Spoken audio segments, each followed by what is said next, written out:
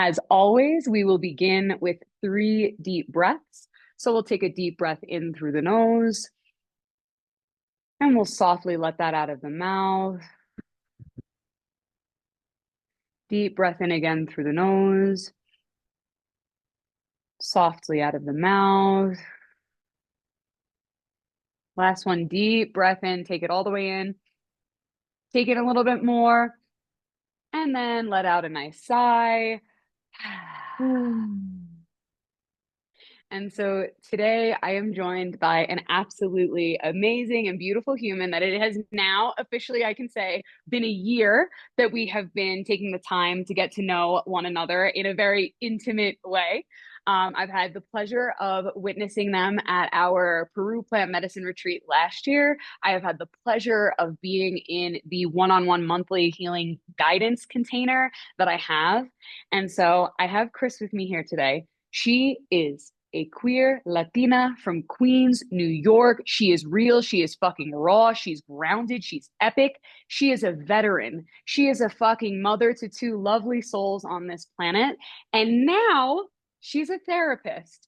And so today we're really going to get to dive into what that has looked like for her to look at self help, for her to look at spirituality, for her to look at her life through the lens of who she is as a person and the adversities that she's had to overcome, whether that be societal and from the outward world that have been put onto her, but also the adversities that we put onto ourselves inside of ourselves. This conversation really comes from the fact that I have had such a pleasure working with you and getting to know you and also become a friend of yours. Like through Absolutely. that process as well. So I wanted to say thank you so much. You have a crazy busy schedule, as all the things that I just listed, like just you being a mother in general. Like there's just that. So thank you so much for taking the time out of your schedule to have this conversation today. I'm super excited for you to be here. And the first place where I really want to start out and like I really just want to ask you is like, what does it feel like for you now? Like post being in the army, like how did you find, did you know you wanted to be a therapist, or how did you find that therapy was going to be the next step for you after you came out? Yeah, absolutely. So it's interesting because obviously me having been on the retreat and being able to really ground myself in life, like everything happened the way it was supposed to on purpose. Like there's no question about it. There was no coincidence. Everything happened the way it did so that I could be here right now, here today with you on this podcast. But I think what really formed sort of the therapeutic, I guess, healer in me was for the Army, one of the jobs I did was I was an analyst, right? Military analyst, criminal analyst, and eventually did some training into counterintelligence. And the sort of root of all of that is understanding behavior, understanding trends, understanding why people do the things we do, and being able to sort of predict based on the information that I had, right? That's a very like summed up way to say, but in learning a lot of the behavioral analysis, I was like, wow, like this is really cool stuff. I was always into people. Like if you ask me what did I want to do when I grow up, a lot of times as I was older was like, I want to study people. I don't know what that means, but that's what I want to do. Being in the military, learning a lot about behavioral analysis, learning a lot about like how to detect certain behaviors in people, how to elicit information, how to tell if someone's not telling the truth, how to tell if someone's being deceptive, right? How to get information from people without them even really noticing. I was like, wow, this is such a cool tool. What if I use this in my community, right? I think that sort of always stood with me was like, what if I can use this for the people that I care about? What if I could use this for people to really grow on this like micro level for me? Because I was doing it on this really Mhm. grander scale. So that I guess was the first seed. I think what really made that Hold on. sprout. Sure. Okay, so they're hearing feedback. And so getting us back on track, because I love this conversation, I really want us to go back into that like macro and micro level. So Mhm. just you were thinking about your community is what you were saying when it came to you were still in the military, but Yeah. you were thinking about how can I utilize these really beautiful things inside of my own people. Mm-hmm. Absolutely. Yeah, obviously working for the military, you work on a grander scale, right? Even working for the New York Army National Guard, which is what the organization I was a part of. We work for, on the state level, but there was still so many things that I'm like, what impact am I making for my family, my children? Like, are my children benefiting from the work that I'm doing? And I wasn't 100% sold on it, right? I understood what I was doing. I loved it. I was good at it, right? I was having a good time, but there Mhm. was something missing. So fast forward now, pandemic, early 2020, I came home from deployment a few months earlier, my first deployment, and there was a struggle to sort of reacclimate back to, everyday life. I have children. My son is going to be 15 soon. My daughter is going to be 13. So, I wanted to really just jump right in after being away from them for a whole year. And it was really hard. And I think what was hard about it is that I had spent so much time sort of alone, right? Not having to worry about a lot of daily things and really focusing on my thoughts, my feelings, and things that I had been struggling with for quite some time. So, boom, the pandemic hits. That was the first time I myself entered therapy. And I fell Oh. in love with it. I fell in love with it. I was like, wait, I had an amazing therapist. She was really in tune with me. She really helped me out during a really like difficult time in my life. And, the world was shut down. So it's not like I had Mhm. friends or places to go. There was a lot of uncertainty. At that point was when I recognized, oh, this is it. Like, the way that this person has helped me and helped me understand my emotions, understand my childhood, understand my back, understand me as a parent, I feel like I want to pay this forward. So what did I do? What any sort of person struggling with anxiety, depression, trauma does. I signed up and registered for grad school in the middle of a pandemic. Yeah, did that, right? It was like, oh, no better time than the present, right? I have all these benefits from the military, like, let's put them to use. Mhm. Enrolled in grad school. Did that. One of the things that someone who had graduated the program shared with me was the best thing you can do as a therapist is enter your therapy very, very early on. Mhm. Did that.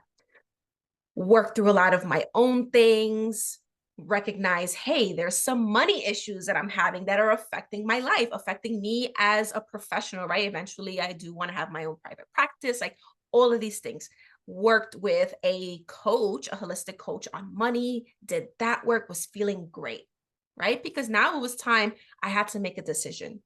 Am I going to continue in the military or am I going to do this full, like 180 pivot and become a therapist full time? Clearly, we know what decision I made, but that was very scary, right? Someone who struggled with scarcity mindset, Mhm. someone who struggled with attachment issues, all these things. Now I'm leaving something that's like very certain, very like confirmed, very, I know what I'm getting and I'm good at, right? Like everyone was like, you're a great asset to the team. Now I'm entering this unknown. Mhm. But I say, you know what? Do what you love and the money will come. Someone told me that. And in my work around money, did that, still something was missing. I'm like, what is it? Like, I love my work. I'm loving what I'm doing, but I've reached sort of this plateau in my own healing journey. I was like, Mhm. something's missing. I don't know what it is. A few years back, uh, a spouse of a friend had told me about ayahuasca. And this was like completely foreign, background of me. I'm Puerto Rican, a lot of that is like bad juju. Like, we don't mess with that Mhm. stuff. You pray to God, you go to church. That's sort of the way you heal yourself. So he told me this story, and it was really powerful about his experience with ayahuasca, his experience with combo, going to Peru, being in the jungle, being with the people, being with the land. And I remember telling myself, when I got get out of the military, I'm gonna do that, right? I'm gonna do that. Because he said, once you take in this medicine, she's always with you. I specifically remember him saying that. She's Mhm. always with you. I said, okay. So now time comes, right? And I'm like, all right, I'm missing something. Let me explore a retreat. At that time, I wasn't even thinking plant medicine. I just said, let me explore. I think, a retreat. I was transitioning to a new job. I was like, now's the perfect time. At that time, my wife was on deployment. So it was like perfect timing. I could take some time for me. Higher Retreats somehow pops up on my Instagram feed. And that is where our journey began. And you know what I was thinking at one point? I had like my hand curled underneath my my chin, and I'm listening to you as if I don't know this story already. I'm like, where is it going next? You know? Um, thank you so much for sharing that. And like for also like naming all of the pieces that like this was not an easy feat for you to find yourself coming to Peru, Oh, you know, to sitting with plant medicine, but also it wasn't an easy feat for you to be able to choose the route of becoming a therapist. Like yeah. Mm-hmm. I feel like sometimes people don't have the like capacity to Mm-hmm. understand that like making certain decisions are just not easy and simple. And we know as somebody who has been in therapy for now half of my life since I was 14, now I'm 28. um I love my therapist, but I've always said like they don't get paid enough. Like there's just a pay cut that you take because you're like, nope, this is needed in this world. And I know that it needs to be there. And I have the like you're very intelligent and you're also very intuitive. So you're very smart. We need more people like you in the field. But also there comes that piece of, okay, but I'm going to be working a lot and also taking that pay cut. Like, is this really something I should be doing again for my family? Like, is this really something? So I just want to applaud you on naming all of those things. So I want to like, before we really get into like plant medicine, if you do want to chat and dive deep Absolutely. into that, I want to really bring it back to the piece of something that we spoke about really early on at this year was because you also named like the bad juju, like what you grew up with. This was just not something that was around you. It was not something that was supported, and it probably wasn't something that was accessible because your community and your family was like, no, no, no, we don't do that. So I'd love to know if you can like share a bit of what it was like for you growing up, if religion was a thing. Wink, wink. I already know these things, but I just want to know more. Yes, Um, absolutely. if religion was a thing, and when did that shift happen? Did that shift happen where you opened yourself more to spirituality while you were in the military? Did it happen after when you got into therapy? Just anything you'd really like to illuminate on that for anyone who's listening. Yeah, absolutely. So growing up, like Catholic, but not too Catholic, right? Like, my mom Heard. baptized me. There was, the confirmation, there was, the communion thing that was there. My mom wasn't one to sort of push religion. She was just like, hey, here are the resources if you want. However, there was this, if something's going wrong, you pray on it. I don't even think I even knew what therapy was until I got older, other than like, what you see on TV, which, if I'm being really honest, didn't feel accessible for people like me. And I say people like me growing up in Brooklyn back when, Brooklyn wasn't what it is now. Mm-hmm. Being born from a single mother, father very absent. My mom had two children, sort of was raising us on her own. Resources were very limited. There was no sort of access to those types of things. I'm sure we had like health insurance, but like even that, like looking back at it, like we never really went to the doctor unless we had to. It was just you have what you need and you need what you have and you just make it, right? So anytime things were going bad, it was just like, just pray on it. Like, let's just pray to God. God can handle it. Like, it was just that. And there was so much about religion that I was curious about, but didn't have an outlet to sort of learn or ask or question. Because the times that I sort of did ask, I was answered with an answer that just created more questions. And it's interesting because my family knows me as someone that's like, Christina talks too much. She asks too many questions. Like, that was the thing Mm-hmm. about me. So I was always mindful of that. Like, I don't want to always be that kid, but it was just limited information. It was just like, this is what it is, period. Don't ask questions. So as I got older, I had faced hardships where it really made me question, what is my relationship to God at the time, right? To Mm-hmm. Jesus Christ. Being in the military, I think that offered me a lot of education because, sometimes to get out of doing certain things, you could be like, oh no, I'm going to service, right? And that was sort of your reprieve from having to do stuff that we didn't really want to do, quite honestly. In that, I was able to gain a closer understanding, a closer connection to God, to Jesus Christ. However, there was still something missing, like questions that just didn't feel answered. It was just like accepting, right? And granted, that is part of faith, right? Is accepting and knowing without seeing. But there was just something that was missing. But on plant medicine side, like, no, anything that's outside of God, outside of Jesus Christ, right? The Father, the Son, and the Holy Spirit, we don't even touch that. Why? Because you're letting bad spirits in. That's the devil. That's, you're making yourself vulnerable. You're not going to be protected.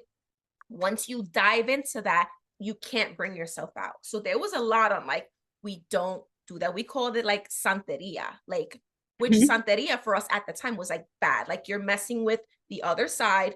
We don't do that. So that's sort of what I went with. Like, we don't do that. Like, and you've seen people on the streets. This was before mental health was, there was the awareness, was just like, oh, they're possessed. Oh, they're fighting with demons. Like, it was this like outer body sort of more spiritual experience that was happening for them, not really realizing and understanding mental health and how it works. So this was very taboo, to be honest, up until I went on the retreat. My mom was like, are you sure?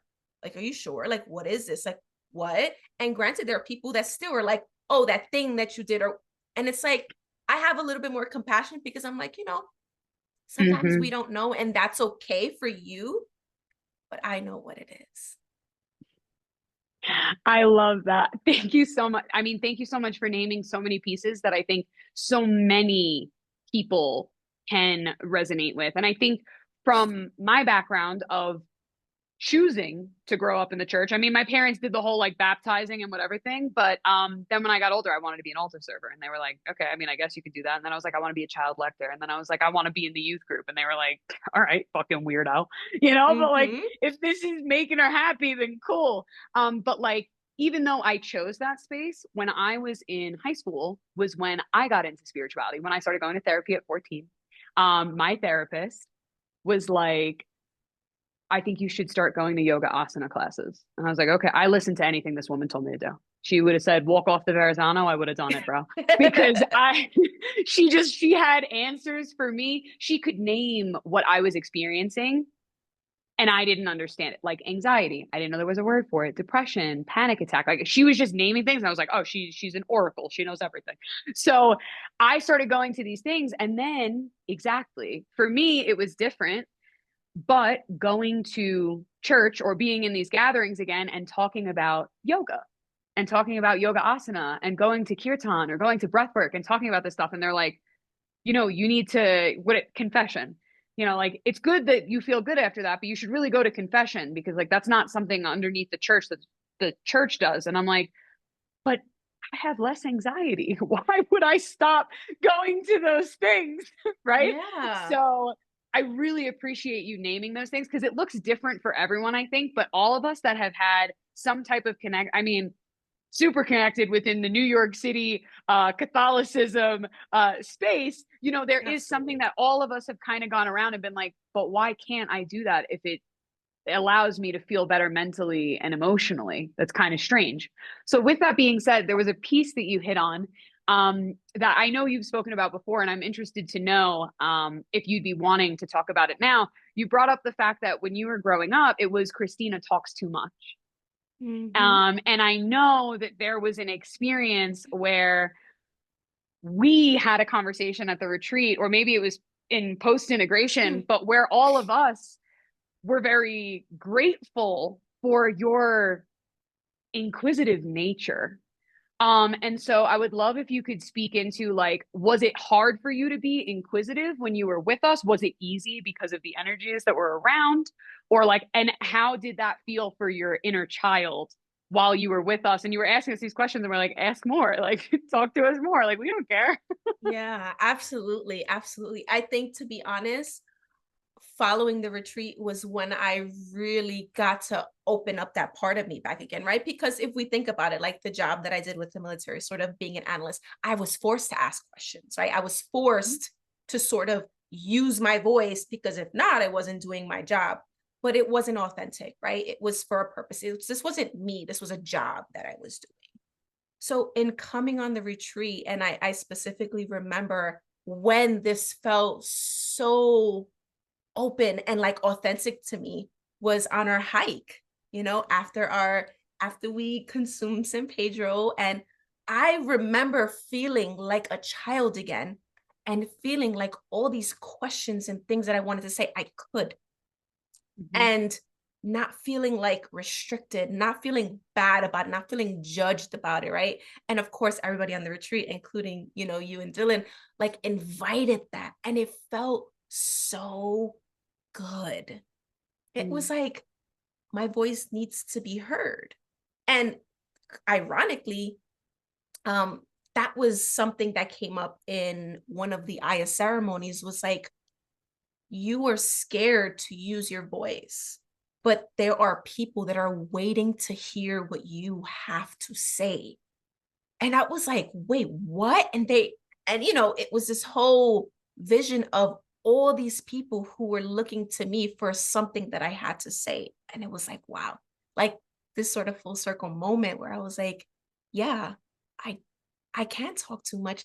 And that's okay because there are people that want to hear what I have to say, right? And I think a lot of me talking too much growing up, a lot of that was oppressed due to culture, right? Children are to be seen, not heard, right?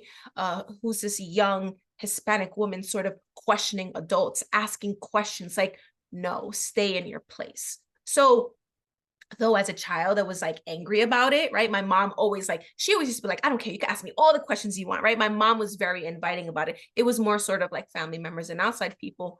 But I can look back and recognize like they weren't ready for that.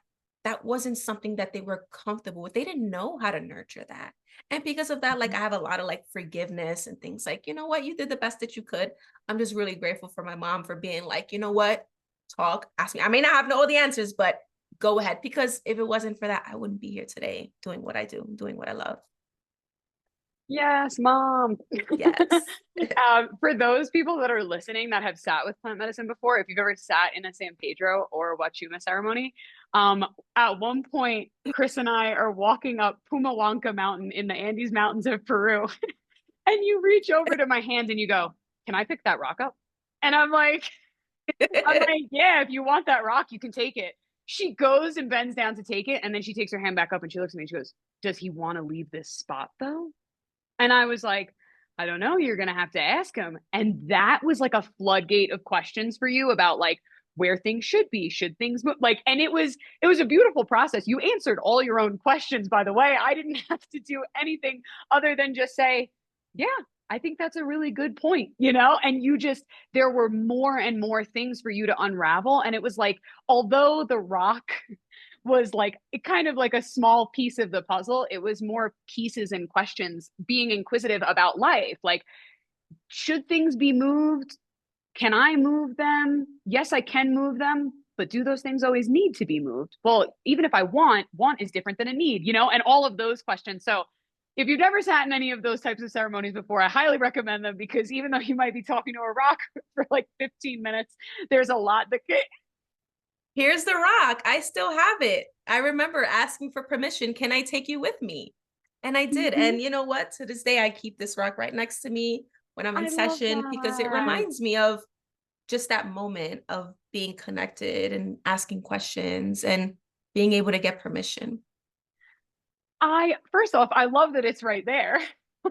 Second off, I love that you were able to speak into that, and you were also able to speak into the piece of like what your environment is, even though your mother was nurturing to that piece of you, right? And I love when kids ask, like specifically like young kids, when they ask you Mm-hmm. questions, like they ask the craziest things. I love that. Because I feel like as we become adults, we don't think to ask certain things, but there's like a filter that's just not there in their brain yet that just allows them to go with it. And I think also that is the beauty of the San Pedro spirit, the Wachuma spirit, the grandfather medicine spirit, is that he is just he is the grandfather that's going to take you out for Mm-hmm. ice cream and say, okay, so how was your day? How are you feeling? And just let you Absolutely.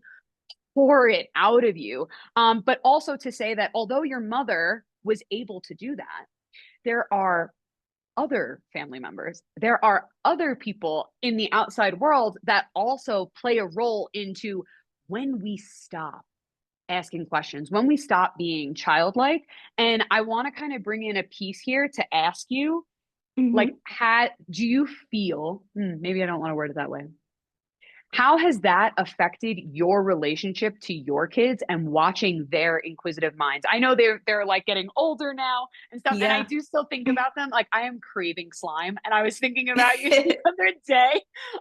But as they're also getting older, like how you connect to their inquisitions also in their teenage years versus those younger years. Hmm.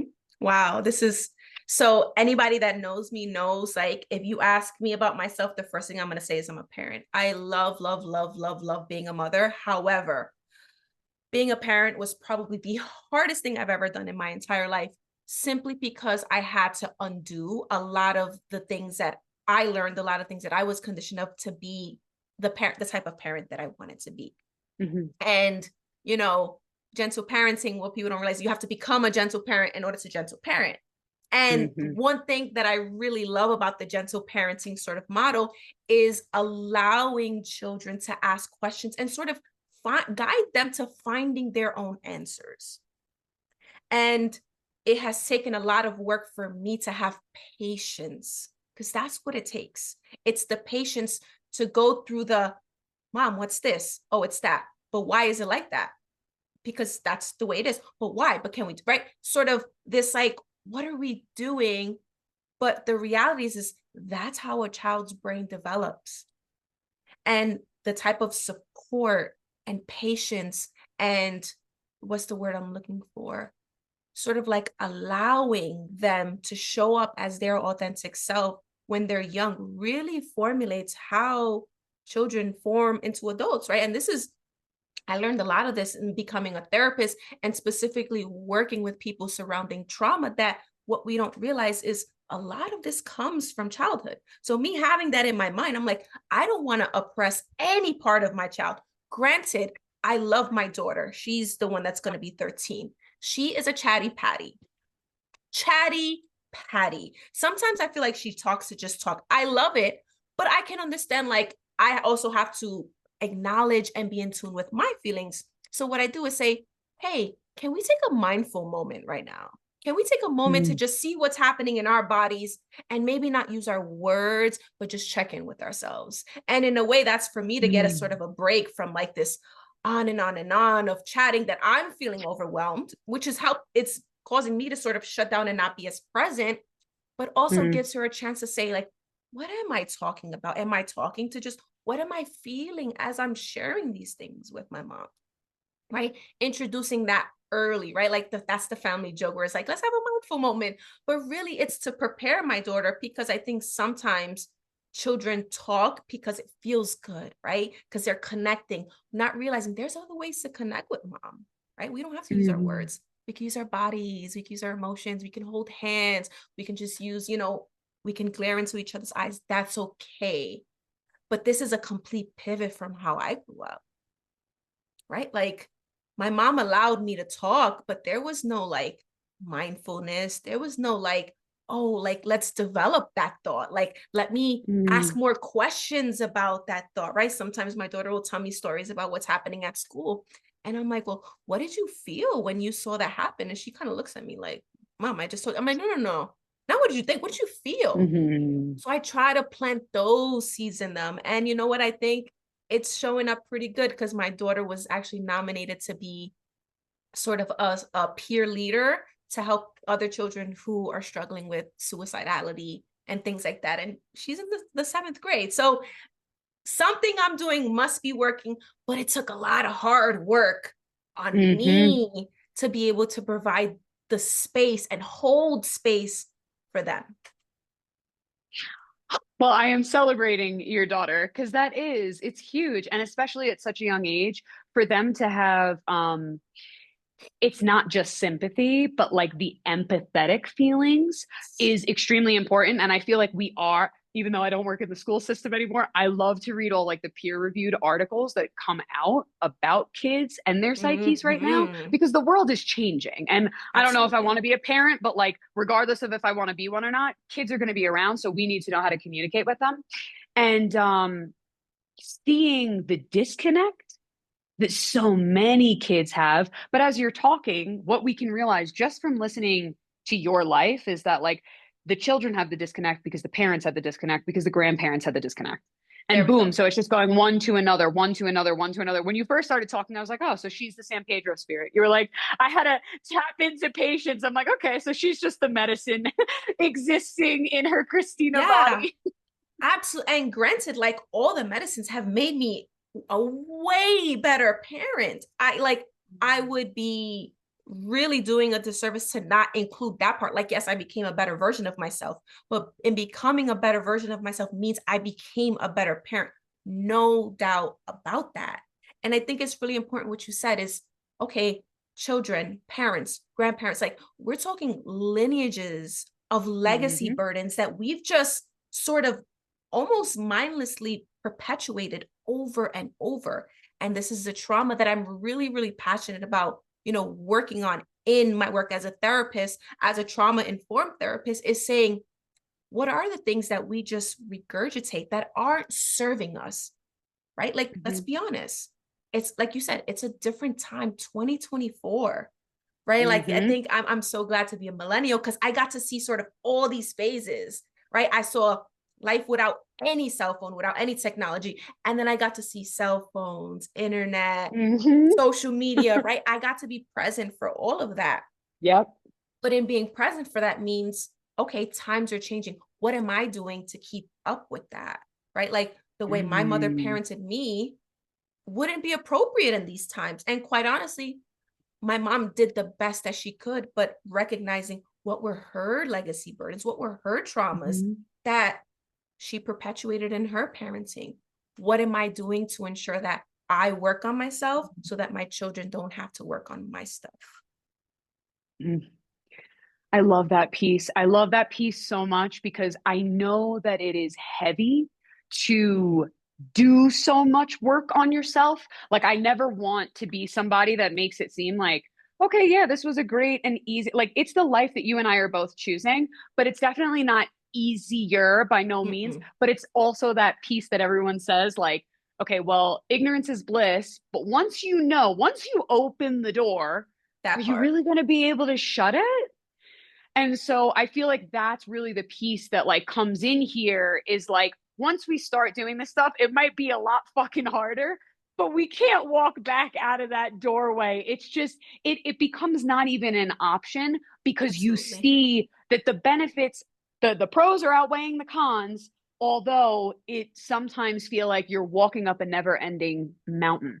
And so I think just because we're already like on this topic, like I would love to know if this has also shifted your co-parenting experience and then Mm, also like in terms of like your marriage and things with your wife like as you have became the woman that was in the military, right? And you were already a mother when you were in the military. You and your wife got together while you were in the military and then you've made this huge life shift from, and it's a mm-hmm, spectrum, right? It's a spectrum. It's not just like, oh my god, she totally flipped script. It's just it's a spectrum of how you wanted to live and now you've moved mm-hmm, to a different piece of that spectrum, but how has that either created the positive ripples and mm-hmm. like what negative ripples have happened if there are any?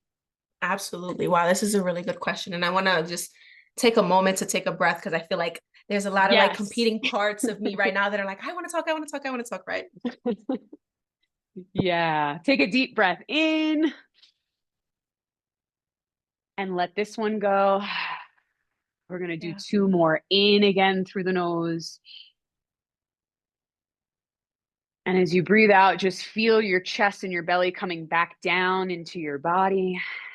And now this last one all the way in, and you're going to hold it at the top for a moment. And as you hold it, see if you can soften the shoulders, soften the jaw, soften the space in between the eyebrows. And we'll let out a nice sigh with any noise that feels good. Mm, Ah. yeah. Thank you for that. Thank you.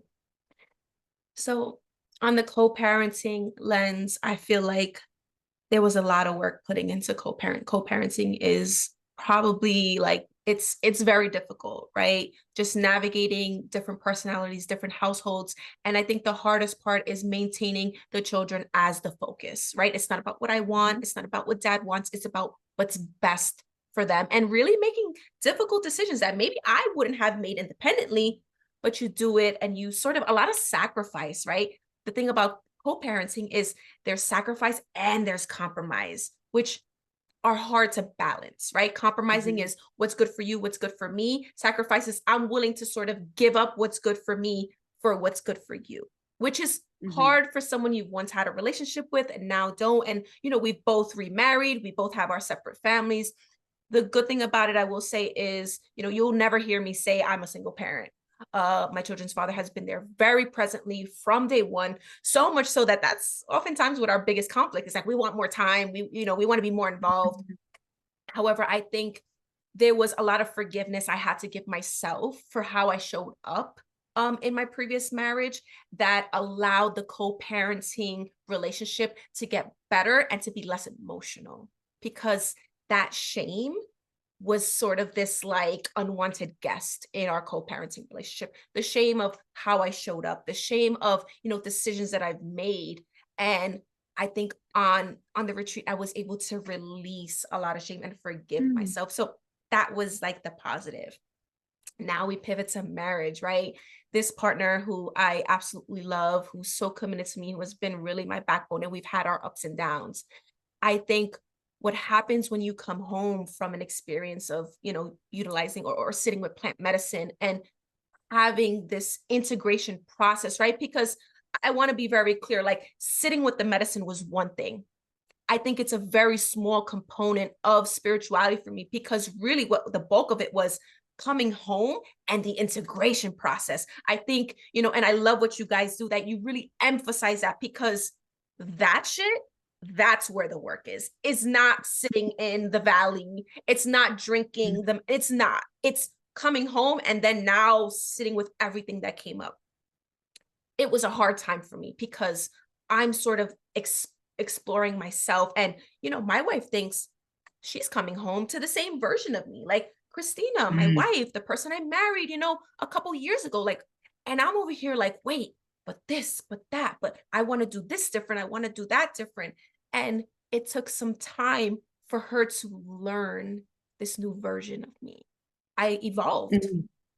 And I continue to evolve. And I think it takes a really solid partner, a solid relationship, for your partner to give you space to evolve, and them to Mhm. say, I'm here with you in whatever version this is, because I know who you are at your core, your morals and values. And this exploration of life, I'm just grateful to be here to experience it with you. I may not be ready, right? And I think that was something that we talked about, that Mhm. I had to come to terms with. Just because I want to change and I want to be better, not everyone is ready for that. And on my Mhm. journey to healing and developing and exploring, not everybody can come.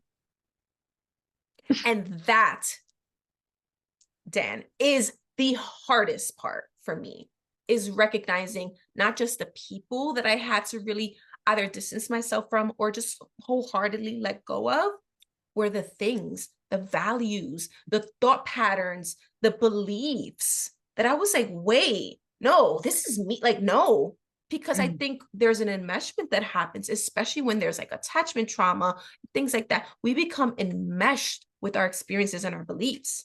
So it's like, wait. I'm not me without that. And it's like, no, honey, you are better without that. Actually, that is not who you are. That may be things you participated in. That may be things uh, perpetuated, but you can change that part. I could change. Wait, I don't have to be a Puerto Rican girl from Brooklyn. I don't have to work a Mhm. 9 to 5 my whole life just to live check to check, to live in the hood, to provide for my kids, and then hope maybe one day I get a retire. I don't have to do that. Wait, I could be an entrepreneur. Wait, I could have money. Wait, I could buy myself and my kids whatever we want. Wait, I could buy a house. Mhm. I had to like untangle the part of me that had a lot of survivor's guilt, thriver's guilt, if we Hmm. may, Hmm. that like Yeah, I don't have to be tied to this version that society said. I can I live have to be. beyond my ancestors' wildest dreams. Hmm. And abundance is my birthright. Like I'm not doing anything out of line. Like people might be like, oh, who she thinks she is? I am that one. I'm that girl. Yes. Mm. Because I work So for everything hum, that I I am have. that. Yes. Hmm. Hmm. Thank you so much for such a beautiful response to that question because it raises so many other points that I do also want to bring up. And I've mentioned this to you before. And I think that many of us have had these moments, but there was a point at the retreat when you shared like, I can't believe I'm here. I literally prayed for this moment. And even though Mm, I prayed for it, I didn't actually think because of how I grew up, because of who I was as I grew up, because of what my past is, even though I was praying for it, I didn't know if I was going to get to see it actually be in real life. And there was like that surreal moment for you in that integration circle, probably hugging a pillow in a yes. blanket, like, but but like I literally prayed to be here. Like I deserve every single moment that I'm having with you guys right now. Like everything I'm experiencing, I deserve this and more. I deserve to have more of this bounty, more of this beauty because and that's something that I've always taught is when you do the things that you need to do for yourself, everyone gets a little piece of that. And that was that Mm, moment of like, well, I deserve all of this. And everyone's going to get these tiny little sprinkles of Chris as Chris goes back into all of the places that she once went. So that's like the first thing that I want to say. I mean, it was really so powerful and it made me so emotional when you said it because you looked like a little kid. I prayed for this, and yeah. it was like because it was so real that you were having that thought process in real fucking time. And then the other piece that I really want to speak into, because I feel like no matter who gets on the self help or spiritual journey, right? Because there are some people that like, they're interested in what I do, but they're like, Mm-hmm. you're kind of a little crazy for me, which is totally fine. Not everybody needs to be steaming their vaginas. I'm okay with that. Yeah. But like, that's the like self help journey. The reality is, it is a constant process of new people coming in and then people leaving. Because the more that we continue to do the work and the more that we evolve, there are going to be people that are going to be great for the now, but not super beneficial and helpful for the later. But when you find the way you said it, like having a partner who's willing to be like, I know you, go through your thing, do your shit. I'm gonna be here to cheer you on. We might argue, but who the fuck doesn't? Mm-hmm. But like I'm gonna be here. So when you find those, it's and it doesn't have to necessarily be romantic relationships, but like when you find those types of pillars of people that are like, I'm gonna let you rock.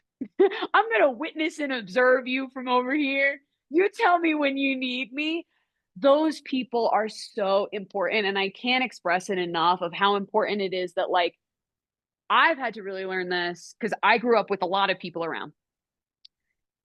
And now I feel like, Dylan and I say, like, our community is small, but like, these people are solid fuckers. Like, Mm. they are 10 good. toes. Yep. Yeah. Like, they're good people, dude. So, like, I couldn't imagine not having these people that are like, I disagree with you on this, but I still love you. I'm gonna let you do what you're gonna do, and like we'll come back when we need to. So like for anyone that's listening that goes on this experience, or even just the experience of starting to go to therapy, because I feel like that Yeah, falls underneath that self help. And like when absolutely. I was in high school, I was telling everybody you should go to because I was obsessed with my therapist. I'm like, you guys gotta find a therapist. Um, and then as I noticed more, I went to high school during 2010 to 2014.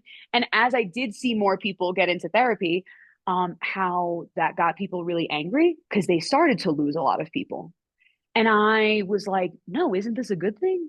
But that was because I just had that. I mean, I don't recommend that all high schoolers be doing a bunch of mushrooms in the woods, but I was doing a bunch of mushrooms in the woods.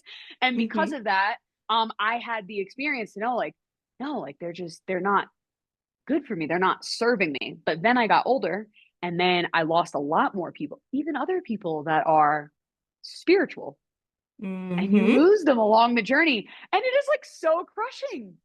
However, it's such an important piece to the journey, because if we didn't Absolutely. have that differing, and even the way that you're like, your co-parenting has changed, your co-parenting has evolved, like all of your relationships and the way that you interact with the world and people around you, it should evolve, because that means that you're alive and that you're growing. Exactly. Exactly. You can't want to grow and stay the same. Like it doesn't make Yeah. sense. And I always tell people, like, especially like when I meet new clients, one of the first things I tell them is, listen, I'm not for everybody. And Yes. I love that about me. Because if I Yes. was, what would that say about me?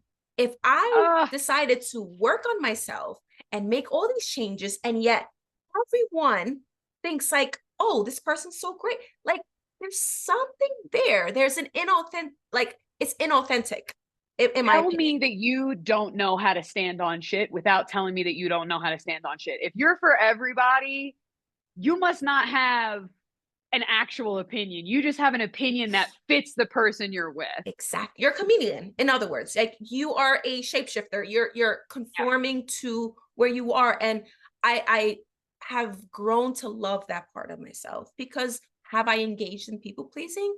Yes. Was it sort Mm-hmm. of needed? If we think about sort of, the military and how that works as Mm. a woman of color, like I kind of sort of did have to keep my mouth shut about certain things, right?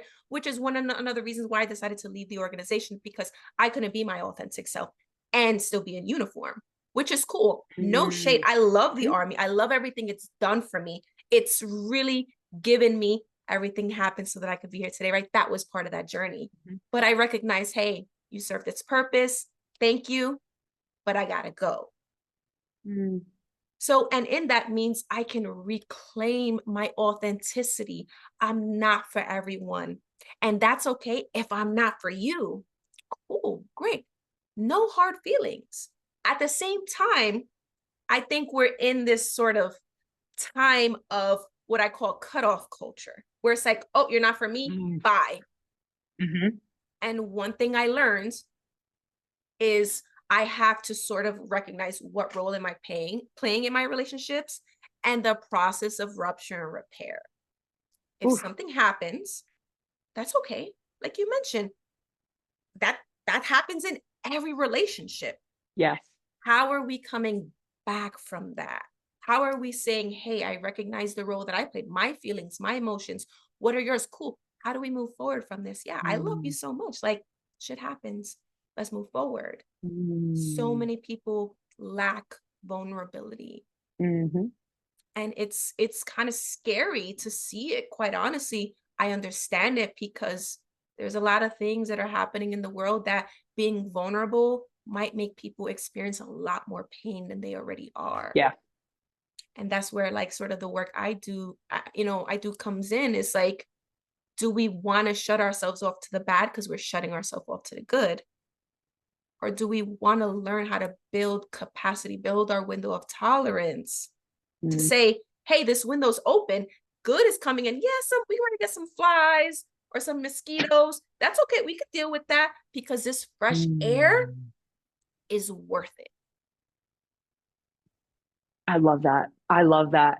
And this is a topic that I have on my list of things to like go deeper into, but I really want to hit on it now, which is like I said, Dylan and I are like, our community is kind of small. Well, guess what? You want to know why our fucking community is kind of small? Because we have difficult conversations, because we have people that have opposing views. And when Amen. people have to sit in those conversations where they disagree, they get uncomfortable and then they go, oh, I'm out of here. Now, Yeah. listen, I understand there are certain things that like you just don't want to surround. I've left spiritual communities before. Don't get me wrong. I've left other types of communities because I'm like, ooh, these are not my people. But people will up and leave just because we had one uncomfortable conversation. I get it. When you go to integration, you want to feel good. But sometimes somebody says something and that creates a conversation for people, for humans to be like, well, this is my point of view. And you still get to have your point of view. Yeah. But now the energy feels a little strange. It feels a little weird. We got to work our way back to being a bit more cohesive. But just because we're disagreeing also doesn't mean that we're not cohesive. It means that we're still Exactly. humans. It means that we all have opinions. It means that we also all have past experiences that have shaped us to who we are. And so Yeah. I love that you're bringing that into your work as well, which is why I keep saying we need more people like you in your field and in the industry. And hopefully around plant medicine, joining us at future retreats to bring your gifts. Yes. But with that being said, like that's also a piece to community that like no one wants right now. They just want, I want everyone to have the same thought process as me. Well, bitch, how the fuck are, and anyway, that's why I'm not going to go down that road right now. Yeah. Because No, I, I it's have true. Hmm. I have two other I feel really important topics that I really want to Yeah, give you because your absolutely. words are so fucking beautiful. Your face is so fucking beautiful. I love talking to Thank you. you. And I know that this is going to be super helpful for people. So the one that I want to go with first is going to be I want to give you the platform. Anything that you feel comfortable enough. So something that we talk about when we have people come on our retreats is like, don't come on the retreat, have all these experiences, go home and tell everybody about what just happened. It's not going to be good. It's not going to work out for you. It's going to fucking backfire. It's going to be like talking to a fucking wall. You're going to say all these amazing things that happened to you, and it's going to fall flat. And it's very upsetting. There are some things from ceremonies 4 years ago that I still have not told people. But I also want to give you the opportunity as somebody who like is in the field that you're in, that like if there's something from your ayahuasca experiences, your San Pedro experiences, your cacao experience, your combo experience, if there's something that you really feel is important for you as a person to share and be like, I mean, you could share something that's like random and cool. That's also fine. But anything that also comes to mind that you're like, no, this is something that I carry in my heart and in my pocket because like I'm still experiencing it. So you can Oh take a yeah. deep breath if you want.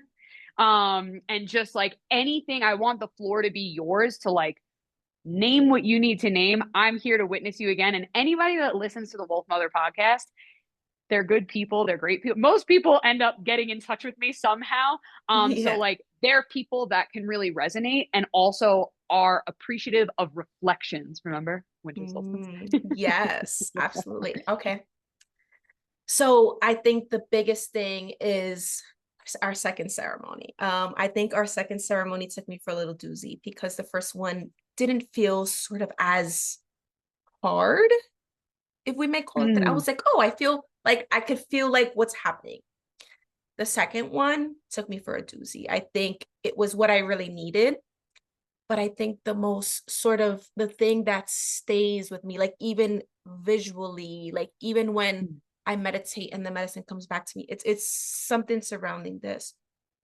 One of my intentions going into the second ceremony was I want to know my purpose, right? Like I want to release my fears so that I could know my purpose. Because I had a feeling there was an interaction or sort of a barrier between my fears and my purpose. And one of the Mm. things that came forward for me was I never spoke of myself as a healer. I like to believe that people have the ability to heal themselves. I help them facilitate that process. That's Mhm. all I do, right? We all have the strength to work on ourselves, to heal, to know what's best for us. I am just sort of helping you, guide you, asking the questions to help you get there. But the word healer never. So it came a time in the ceremony where grandmother Aya was like showing me like, let's explore your purpose. And it was me sitting with people, and in me sitting with them and helping them heal through their own experiences. And typically these related to like legacy burdens and like legacy intergenerational trauma. That was sort of the concept. Mhm. There was this image of when they were on their path to healing, all of their ancestors became healed. It was sort of like these like little circles that were red. And Mhm. as I sat with the person, just like as if I'm sitting with you, and you got an awareness, or you got a sense of healing, or you lived a dream of your ancestor, right? That now all of your entire lineage, like these walls turn green, almost like we're good. We made it. Mm. We got it. Like really sort of supporting the belief that we are living our ancestors' dream. And when we heal lineages of our people heal too. And at the time, like that made sense sort of on the healing context. I was like, oh, I get it, how healing happens. Because if I'm supporting you in your healing, we're healing your lineage. We're healing, hundreds and hundreds of peoples and family members before you. But if I think about that today, how it stands, it's more of what we're healing comes from lineages and lineages and lineages. Like the things that people are working through in terms of trauma, intergenerational trauma, the way we're sort of pathologizing mental health as a whole, this is things that came from long before us that we are just perpetuating because we don't know any better, because we don't know how, because society as a whole wants us to keep perpetuating this. And I think more recently, what this has sort of evolved into is this idea of decolonizing therapy. And I've Mm. really been doing my best to learn and educate myself on what that means for me. Can you come into my office and within the first 15 minutes, I have to give you a diagnosis? Unfortunately, our medical industrial complex, that's how it's set up. However, that doesn't have to be what happens in here for me. That doesn't have to be what happens in here for you. What happened? Tell me about your life. Tell me about your family. Tell me about your beliefs, right? And in educating myself means not just educating myself about the client, but their lineage. These lights that are turning green, who are they? Who are they? Who are these people? What are their dreams? What were their goals? What were they praying for? That Mhm. maybe now in this life, or maybe in our next life, we can make come true. We can sort of break. And I think because of that has allowed me to really pivot my focus in psychotherapy on modalities that are rooted in decolonized practices. One of them being EMDR, right? EMDR was developed by a white woman, 1980s, right? Francine Mhm. Shapiro. Great, glad you did it. However, in doing my research, there's a lot of information that shows that these types of practices, right, using bilateral simulation actually is a very indigenous practice that we have been using for hundreds and hundreds of years before she coined Mhm. it and sort of packaged it and presented it as such, right? So Mhm. granted, I have to participate in the society, right? I have to participate in the systems, right? So Mhm. cool, but let me use that with this integration. Same thing with internal family systems, another thing that I'm really, really passionate Mhm. about, which sort of forms the belief that we are a system of many parts of us, and these parts come from Mhm. different experiences. And some of these parts are from our ancestors, are from our past lives. And these parts are coming together to form who we are today. So I Mhm. can still use, the psychotherapy model. However, I can be mindful of saying this thing that I witnessed in this ceremony of this ancestral trauma, these ancestral wounds. How am I getting in contact with that? What does that mean for me? How can I do that, right? As a non-Black or brown woman of color at that, because that's another Mhm. hurdle to sort of manage for me, right? How can I come into these spaces of Black and brown people and tell them, oh, this, like, how dare I, right? No, Mhm. I have to educate myself. I have to be Mhm. knowledgeable and I have to create space and recognize my privilege. And I think that is sort of what's Mhm. been really present over the last few months for me. Oh, what a gorgeous answer to that experience, and what a layered remembrance you have from that ceremony. And in the way, and again, just like you said before, and just like Dylan and I try to express to everyone, like, I know you think purging in the bucket is going to be the most difficult part. It's really not. Absolutely It's not. everything that you're sitting with now. It's everything that you've been sitting with for this last year to make you the type of therapist to sit back and go, oh, wait a second. Hello. And so I feel like there's so many things to respond to what you've said. But I love that you brought that up because do you know how annoying it is to have to explain to people? Like, yoga is a somatic practice. Like, the idea that like somatics is just like, those were all made, as someone who's white, these were all made by white people. Like, all these like TRE experiences and oh, look at Mm-hmm. this science that we figured out. We didn't figure out jack shit, babe. They figured it out many, many centuries ago. Exactly. And they pair like, if you are like truly practicing yoga, that means you're doing postures, you're doing asana, you're doing pranayama, which is breath work, and you're taking inventory of what's happening in your mind, and you're being mindful of how you harm yourself and others. Like, that's all what somatics is. It's ancient. You didn't create anything new. I'm so sorry to break this to you. And I know I'm not breaking it to you. I just mean that Yeah. like there are so many people that I've had to explain that to where I'm like, this Yeah. is not something, even like Wim Hof breath work, it's pranayama. The 3-part breath that I do with you guys, people, they're like, oh, that's psychedelic breath, that's transformational breath, that's rebirth breath, that's inner child breath. It's pranayama. Okay. And they had a word for it. Like, you don't have to keep rebranding. We don't need to keep doing that. We can allow Exactly. we can allow it to be what it was, even if it's not your standard, right? Because your Mhm. standard needs to have all this science behind it, and you need all these university things to back you up. Go spend some time in the mountains. Go spend some time in the jungle, because guess what? You'll find out that although in your mind they may not be super educated, bitch, they already knew this. And it's a lot simpler the way they explain it than you. So Absolutely. I really love the way that you're bringing that into your space so that you yourself can know this, but also other people. It's so Hmm. important that other people are also not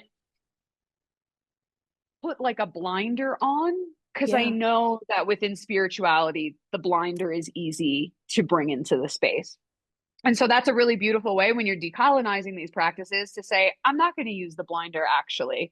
And once again, I'm going to have the hard conversations, and the people that are going to be here for the hard conversations, they're going to stay. And the ones that Exactly. start to get uncomfortable and go, well, no, because this is, I don't want to hear it. I don't want to hear it. We're not going to be friends outside of this circle. I'm going to tell you that right now. That's it. I And am I feel like going it's to. pretty clear when you hear someone, you're like, oh, nope, this isn't for them. And that's okay, right? Mm-hmm. We want to Mm-hmm. meet people where they're at and recognize, hey, we're not all in the same place, and that's okay. So go with that. Exactly. And also, sometimes it does take people a certain experience to understand that piece as well. And Hmm. also, if you don't have those lived experiences, how can you invite the people that maybe have had different lived experiences to you to share their experiences with you and not go, oh, right, I totally get that. When you don't fucking get that, maybe you can resonate on a different level. And that Hmm. is beautiful because that shows the human population that we're able to Absolutely. interconnectedly have these conversations and these experiences. But how can you let somebody just tell you, like, this is my experience, and just put your hands up and go, I'm just listening. I am just That's it. learning. I am just witnessing and observing. I'm going to take it in, and that's it. And that's That's it. it. Listen And with people the get heart instead uncomfortable. of the ears. That's the thing about it. Yes. Yes. And also the mind, because it's like, it's this like, oh, I have to rationale what this person is saying. You know what I mean? And Hmm. also that speaks to the part of people wanting to fix it. When people hear something, can you, and I've had to explain this to people too, like sometimes if a client is telling me something, it's not my job to fix it for them. It's just my job to listen. If we're constantly fixing for other people, what are we actually doing for them? Because one, sometimes people don't want to be fixed. They just Yep. want to, again, express their experience and know that you now understand who they are deeper. Or two, they got to figure that shit out on their own. If I keep fixing everything for you, then guess what? Now I'm your crutch and you're not going to learn jack shit. And Hmm. I'm going to feel real busy and it's not going to feel great for me. Do you know what I Yeah. mean? Absolutely. And I think when we fix for people, we interrupt their journey.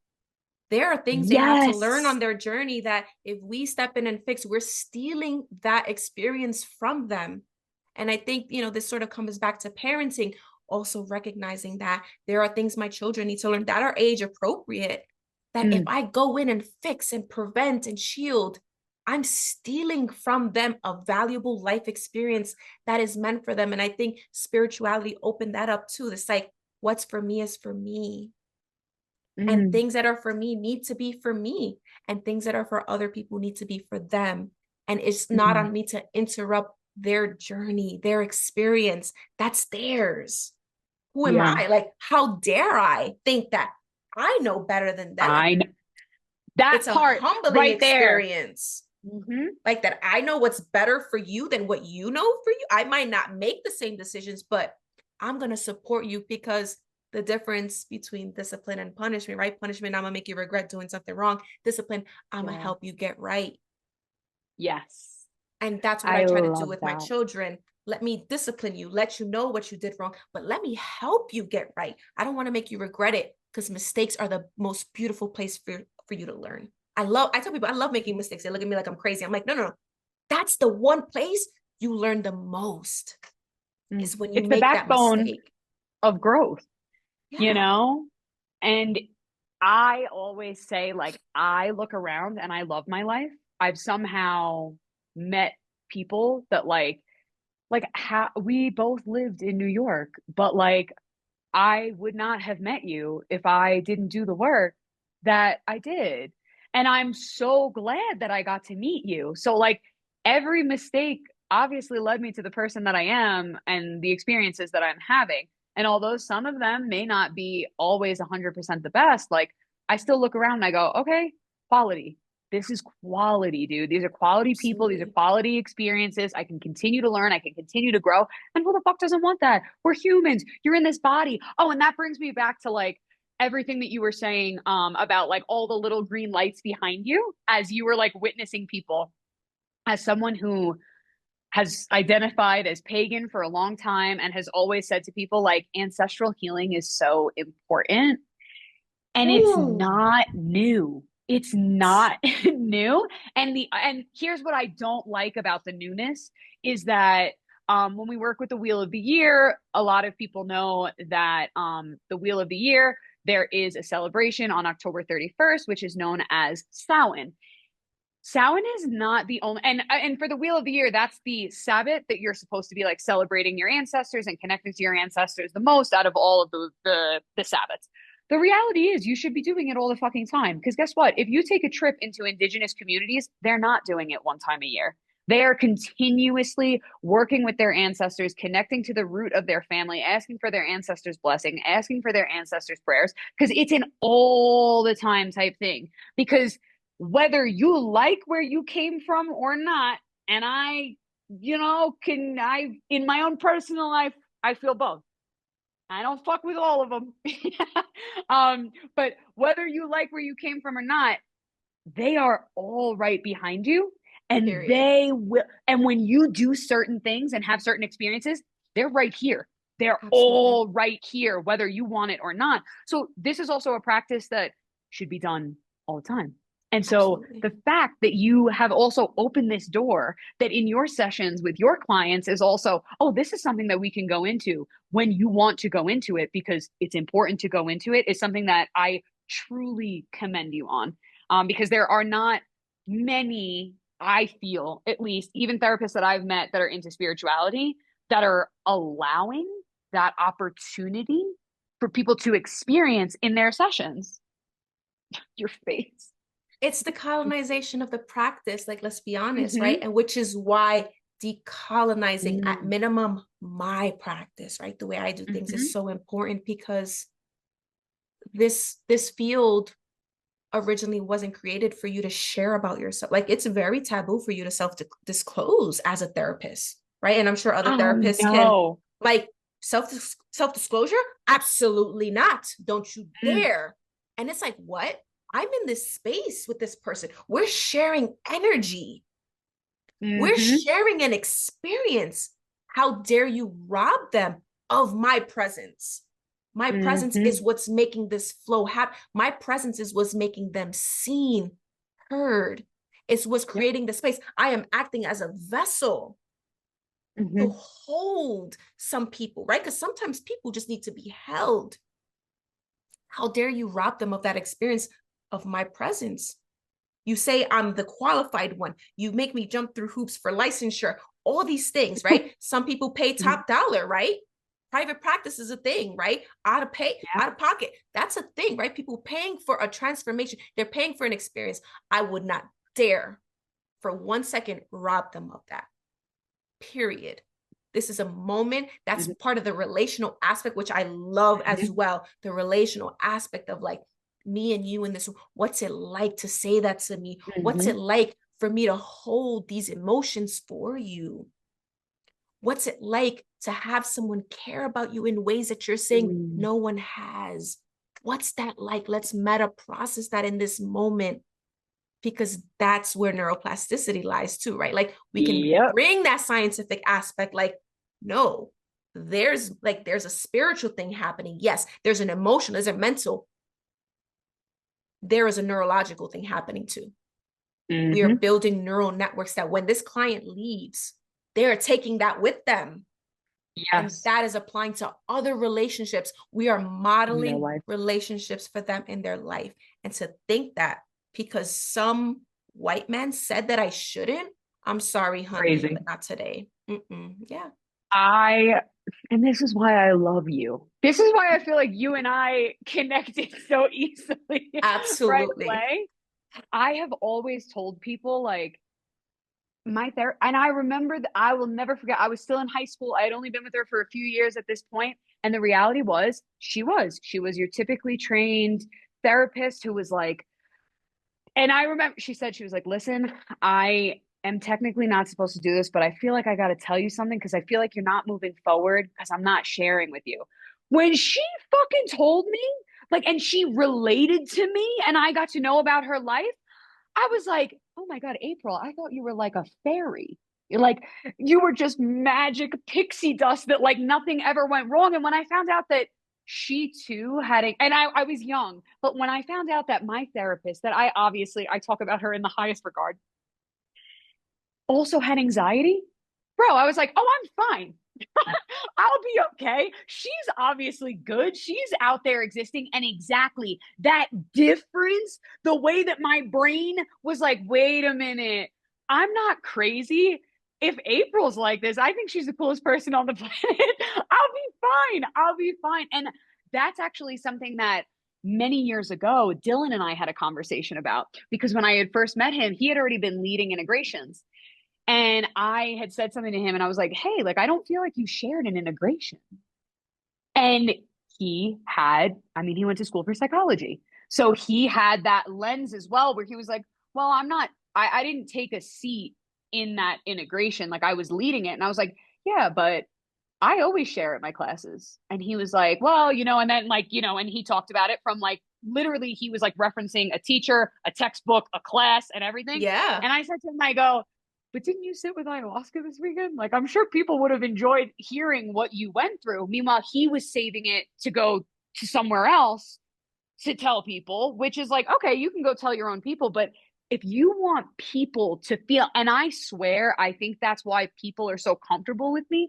Not that people should be dumping their whole life story in my DMs because I Yeah. think it's crazy. I think it's wild. But I think people feel comfortable with me because I've always been like, you know what? Once April did that for me, bro, it was over. I was like, oh, if I Exactly. share from my heart, people are also going to share from their heart. And then we can both, even when I am in a, and I know you know this, when you sit with a client and they're going through something and you're helping them move through something, but then you're sitting back and you're like, ooh, I also got to work on that. Ooh, that was what I just said. I got to take my own advice because I'm learning from this moment. It's Absolutely. not this like one transactional thing where this person comes and sits down, you help them move forward, they move forward, and that's it. It's a two-way street. And I love, and and you keep naming it. It's the decolonization of what, like, I don't know what the fuck is going on at It's like the universities, but hierarchy. Like they want to create this like power differential. And another thing I always tell my oh clients yes, when I meet them is like, me and you, we're the same. There's nothing. yes, I just went to school to learn how to do a thing. that helps you with the problems Mhm. and the issues that you want to resolve. Other than that, Yes. there's nothing, right? And that's part of the decolonizing process, Mhm. is changing that low, Mhm. closing that power differential space where the client sees you as human. And I think That's the honestly, part. Dan, that is what I felt most connected to you. Was I was like, she is real. She's down to earth. She doesn't sit here, though, on spirituality. Of course, she knows so much more than me, but she doesn't Mm. make me feel inferior. I I can still relate to her on personal Mm. levels. She's still human. She's opening up and she's letting me learn her too. I was like, Yeah. Oh. yo, love that. Because to me, that's a humility thing, right? Hmm. That's not, and that, I mean, maybe a longer conversation that shows awareness of not wanting to create codependent spaces too. To say, hey, I don't want you to rely on me. I want you to rely on you. And I want to empower you to do Hmm. you. I don't want to be this necessary piece. I want to give you the tools. Here's all the tools. Get your toolbox. Let me show you how to Hmm. use these tools. Teach a person to fish, right? Versus giving a fish. That's what that's about for me. And I know we've discussed it because I feel very strongly about the fact that I have witnessed many people become like so dependent on either just sitting in ceremony or specific energy healers. And listen, I will also be totally real and completely open and honest. At least twice a year, I have existential dread about my therapist dying. Okay. I want that woman to go before me. Okay. I don't want to be on this planet without her. But also at the same time, we do take breaks so Yeah. that I have that opportunity to work on what we've done. And that's why in my sessions with people, have always told people, you, excuse me, Dill. Mm. Um, when I have clients, I don't want you to work with me for longer than a year because if after a year, let's take a break, come back to me in a few months. I want to know how you're doing. But if we Mm-hmm. work together for a year and then you're like, no, no, no, no, no, I need to keep going. Ooh, that starts to become a red flag for me because what am I doing for you? Even if I'm just affirming things for you, even if I'm just validating things for you, I wanted to empower you. That's my intention, is to empower. And I might have said this to you when I start working with people. I want you to think, okay, what would Dan say in this situation? But then as the months go on, I then want you to think, okay, but now what would I think in this situation? Yep. Utilize me in the beginning as that piece. That's totally fine. Because guess what? What you're thinking, oh, this is what Dan would say in a few months, that's actually your brain. It's not my brain. Mm. You're listening to your internal world. And that's a major fix. I have one more thing I Yeah. want to ask you and give you the floor for. And then I want to wrap it up with the question that I ask everyone. So, while we were working together, we talked about you sharing your voice, you sharing your experiences, and how vulnerable and difficult that is for you. But then we also got to the piece, which is where I said to you, hey, would you want to do a podcast episode? Which was you being like, I didn't have anybody to look to in the spiritual self help therapy community that looked like me, that sounded like me, that had a background like me. And I just want to give you the space to say what you feel like you need to say. If you were younger or older, hey, I don't know, imagine Mm. whatever, but somebody that has the similar understanding of your life to theirs, what would you tell them if they were like, I want to get more into spirituality, I just, once again, I don't see those figures? How can they break through that barrier so that they can experience what you have cultivated for yourself? Yeah, absolutely. Oh, this is a really good question because I think, even on the therapist, psychotherapy side, I see this often too, right?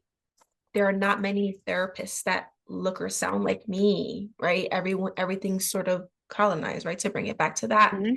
And I think in this space, if we can't find people that look like us, become those people. Like, Mm. become those people, become that person, right? Break open. And I think for me, coming on this retreat, obviously before I came, I saw like I was the only like real person of color, if I'm being honest. Mhm. And I asked the question, like, are there people of color? Like, I'm Mhm. noticing like no one really what, like, is this what I should expect, right? And I think culture has a lot to do with why we don't. And you were able to share some spaces of people that did look like me, right? And people of color who are. And I think really it's about education, like educating yourself, knowing what's happening, and being open-minded, breaking through those legacy burdens, right? What worked for grandma and Legacy grandpa burden. and great grandpa and all these people in our lineages, maybe this didn't work for them. That's okay, but what would it be like to try something new? What would it be like to explore? What would it be like to take a chance on yourself? Mm. Because to see things and do things you've never, to see things you've never done, you have to do things you've never. That's just the truth. To get places you've never been, you have to do things you've never done. You have to explore places you've never been. And that comes with trust. That comes with, being solid in who you are. Like, hey, whatever happens, I'll be okay. I'll figure this out. But if you're curious about it, keep going. Take a chance, right? Like, I'm telling you, my family and friends were like, wait, you're going to where to do what? Like, wait, what? Alone? Who's going? Huh? What? My best friend and my mom was like, you better send me your location, period. Because, wait, what? Where? And I'm like, I need you to just trust me that I know what's best for me. Mm. And if something happens, right? In one of my ceremonies, I was like, oh shit, I'm about to die. All right, fuck it. Like, it's what it is. I didn't. Obviously, I'm here, right? But that's just part of the process. Trust Mhm. that. There's so much, like, I meet people and I'm like, oh, if you only sat, oh, if you only Mm. microdose for a month, like that would get better in my mind, right? Because I feel like medicine is something you have to be called to. And I've had, Yes. I'm blessed to have clients who are actually involved in the spiritual, and I love it. Like, we get to talk all woo-woo stuff, and it's great because I can support them on the therapeutic side, which is different from spiritual, right? And I think there was Mhm. a part of me that had to learn that too. So there are people out there who are looking to it. And I think the field is really growing, which I'm really, really excited about, to be honest. But I think in having representation, if we don't see it, become that shit. Mm. And I feel like that's something that's in my mind too. I think I still want to educate myself and get some more experience, but I do want to be somebody that can say, like, I can advocate from lived experience, from knowledge, from, having a community, a circle to say, like, if this is what's calling you, this is legit. And here's how I can support you in that. Mm. Yes. I feel like you always have so much beauty to say. And I know that using your voice is something that's been shaken up within this last year, especially in terms of you might have been using your voice before. We will always be very loud people. So that's Mm-hmm. different. When it comes to that authenticity and that piece that sets you apart from people, that also you might say something and be like, ooh, that wasn't received the way I wanted it to be, but that genuinely came from my heart. For every nine people that think we're fucking crazy, there's one person that's like, holy shit, this is amazing and makes a major difference. And so that's why I really want to thank you for having this conversation with me today, for being a part of my life for this last year. Absolutely.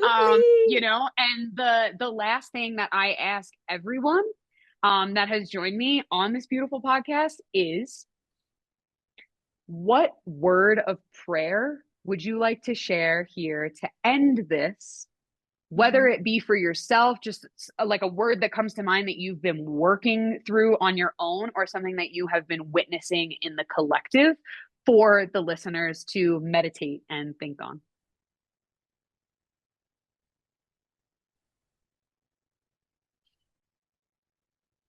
I think the word is self-compassion. I know that's like a hyphenated word, but I think that because I think it's very different from self-love. Is one thing to love ourselves, but love is not enough, right? Mm. Compassion is action. Compassion is caring about yourself. Compassion is investing in yourself, your mental health, your mental wealth, all of these things. And I think if we look through the lens of self-compassion, which means putting ourselves first, recognizing that we would take ourselves a step further. There's a word that literally just came into my mind and I feel like I want to say it, which is sonder. Oof, love that word. Sonder, which is the awareness or the realization that every single person is living in their own individual experience. And here we are as a culture, as a community. And to know that everyone is engaging in their own internal melodrama. And they're Mhm. not worried about me. They're worried about them. And I'm participating in their. If we have a strong awareness of that, we can really look internally instead of looking out externally to really do the work. Thank Thunder. you. Ooh, yes. Yeah, that's beautiful. So I hope that everyone who's listening has a moment to really like be with that, be with that essence and really figure out what that means for them. But Chris, I'm going to put your Instagram handle into the show notes so that if people want to Absolutely. get in touch with you and want to further the conversation, or maybe they want to become a client, they can reach out to you. I would Absolutely. love if anybody has questions, comments, leave them below on whatever platform you're on. You can always send me an email. We would love to hear your feedback. And if there's anything else that we can jump on and speak about again. And the only thing that I also have to say is that we have less than a month until the next virtual cacao dieta. It's 4 weeks. It's pre-integration for a week, 2 weeks of dieting with the plant of cacao, and then 1 week of post-integration. I mean, post-integration lasts for your whole life, but for the container, we just say that it's a week. And so that will be starting January 4th of 2025. And I am sending so many blessings to you and to yours. Thank you so much again, Chris, for this conversation. Thank you for having me, Dan. I really appreciate it.